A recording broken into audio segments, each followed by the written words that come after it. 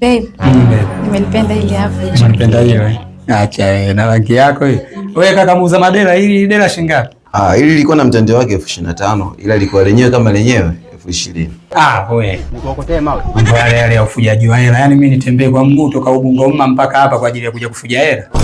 Lakini shemeji lingempendeza mchukulie. Tufanye kitu kimoja. Tutoe huu mtandio na hii siri na mikono, tukate hii mikono libaki kama kaoshi. Shilingi ngapi? Kulikata haliwezekani basi. Wewe unipendi tu. Sikupendi vipi? Ubahili wako huo. Mimi nakupenda na mimi sio bahili. Sema mimi na wewe tunatofautiana sehemu hii moja. Wewe unataka pesa isitumiwe hapa ambapo kwa kufuja hela, mimi pesa yangu kuna sehemu ya kuipeleka na natoa bila kipingamizi. Pesa yangu mimi naileta hapa. Hii inaitwa turmeric and honey soap. Ni bidhaa kutoka Zanzibar soap. Hii ina uwezo wa kusafisha kabisa ngozi yako, kuipa muonekano wa kung'ara na bila kusahau kuondoa mabaka yote katika mwili wako na uso wako ulivyokuwa kama Mwarabu ukitumia hii. Wewe unakuwa mzungu mama yangu.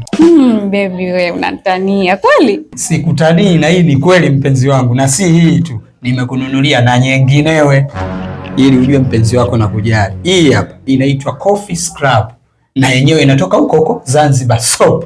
Hii inasaidia kuondoa uchafu wa ngozi iliyokufa. Ushaelewa bwana? Na pia inafanya ngozi yako kuwa laini, safi na yenye afya. Baby, nimefurahi. Sema Zanzibar soap. Zanzibar soap. Sio sabuni tu, ni fahari yetu na mng'aro wetu. Sio sabuni tu, ni fahari yetu na mng'aro wetu.